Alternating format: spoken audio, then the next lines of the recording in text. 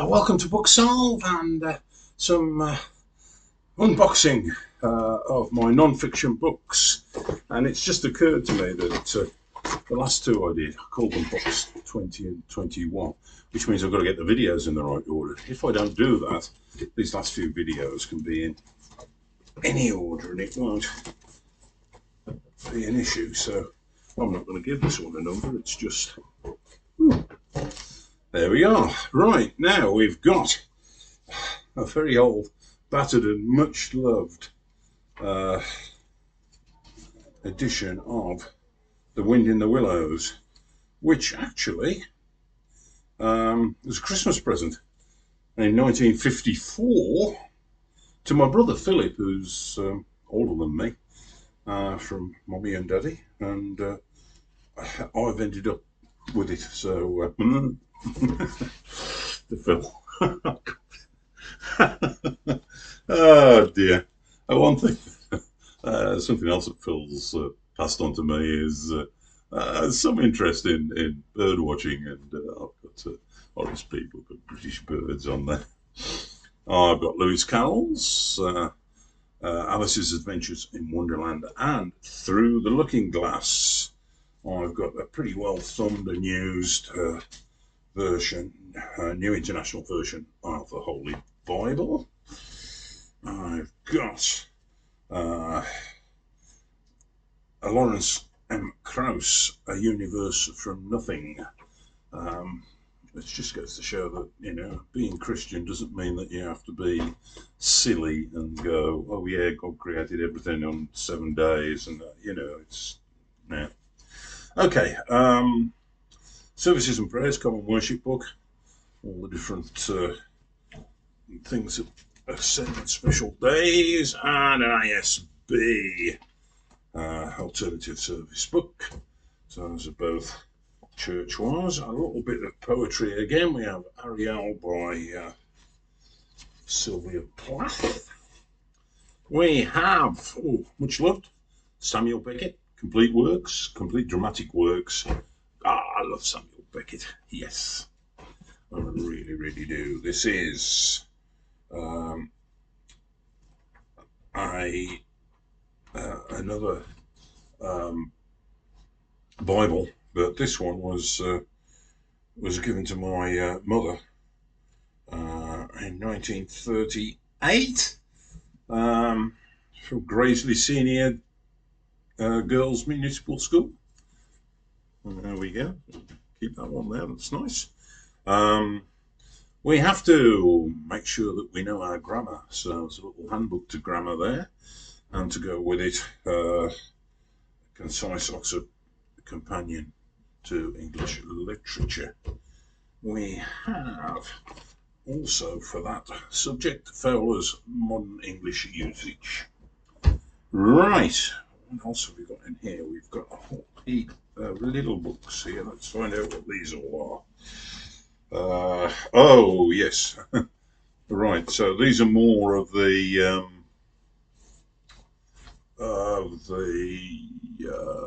play scripts that I've got.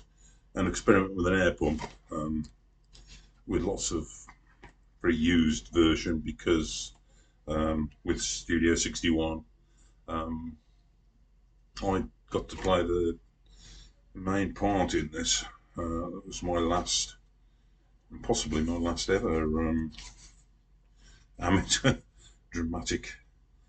I think I played Fenwick, Joseph Fenwick, and Tom, because it's set in two time periods. So I enjoyed that. I've got lots of versions of Picnic at Hanging Rock, which I directed, so that's one of the ones I directed. I've just ended up with lots of versions of it, as people have handed them back to me saying, well, I don't need this anymore. A couple of versions of Frankenstein, which was a play that I was thinking about. Oh, I wonder if we can do this, and looked at different versions, modern versions. This one's adapted by Ronan Munro, and this one by Nick Dear. Yeah, different versions of Frankenstein that I'm looking at.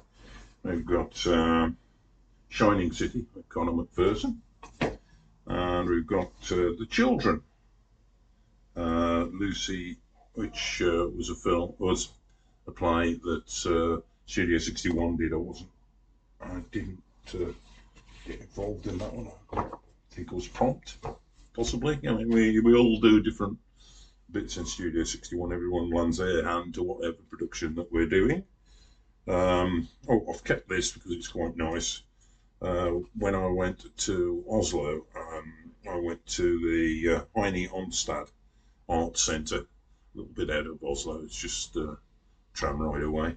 And this was a guidebook, and it was quite nice, so I kept it.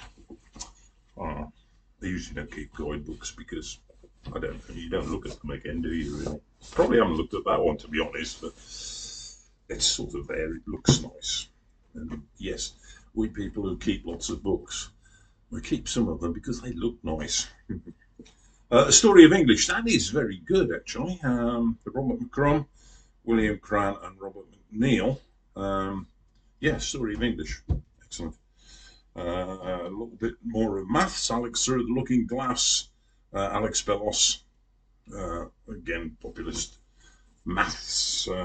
And, haha, I couldn't have read Ulysses without this, Ulysses and Us, The Art of Everyday Living. A Reader's Guide by Declan Kibbard, and I would recommend this very, very, very highly if you are thinking of tackling Ulysses, because it's a superb guide to it all, and really it helps you carry on through when the going gets tough. So it's definitely a thing. Right, more poems. Selected poems by Derek Marr. Contemporary British poetry. British poetry since 1949. Seamus Heaney, New Selected Poems. The Penguin Book of English Verse. And a pocket guide to the Bible. Looking things up quickly is that's really good for that. Wolves, yay! Can't you Wolves? And the man Stevie Bull, Billy Wright, the other man, and Mike Bailey. Third one. Yeah, obviously keep that because yay. So my other obsession, which ended up keeping these as a music guide to Bob Dylan, which I sort of kept because that was interesting. I got rid of all my programs, and I really wish I hadn't. Football programs, stopped buying them when they started just becoming adverts for the shop, and costing a lot of money, and they just weren't worth buying. But I did keep this one from Wolves' last European venture, which I've got the T-shirt for here, in the Europa League, where they got through to the quarterfinals and lost to Seville. But this is the programme from the home game against Espanyol, the Spanish team from Barcelona. And I tried this out. I got issue 1 of a magazine called Bear Fiction, but I only ever got issue 1. It looks like it's got a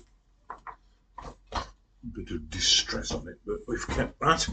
Another thing that I've kept, again from my trip to Oslo, is I went there for Ibsen Fest, which I think they still, I hope they still do. They used to do it every 2 years. This was in 2018. If they still do it, I may go again, because they have subtitles in English. I mean, this is the thing with English. Everybody talks it. It feels very embarrassing that wherever you go in Europe, being a monolinguist, sort of being able to say hello and thank you and all those kind of things in French, and yet these people, in Sweden, in Denmark, in Germany, and wherever you go, speak English. Right. A cultural history of the ghost. Wired for Culture by Mark Pagel. What Are You Looking At? 150 Years of Modern Art. Modern Art's another one of my favourite things. It's Will Gompertz. The Story of the Brain by David Engelman. Life's Edge by Carl Zimmer, looking at what's alive and what isn't alive. How Emotions Are Made, The Secret Life of the Brain by Lisa Feldman Barrett. The Prose Factory by D.J. Taylor, Literary Life in England since 1918. We have the story of the Frankfurt School, so Existentialism, Grand Hotel Abyss, Stuart Jeffries. These are big, thick books, aren't they? Kevin Birmingham, see? Birmingham. The Most Dangerous Book, all about Ulysses. So that's very good. We've got Siddhartha Mukherjee, The Gene. We've got a number of sort of science books like this that in main are a bit not read, but I've got them there and I will tackle them. We Are Our Brains by Dick Schwab, From Womb to Alzheimer's. So all about the brain. And that is the end of that particular box. So it's cheerio from Booksolve and happy reading to you all. Bye.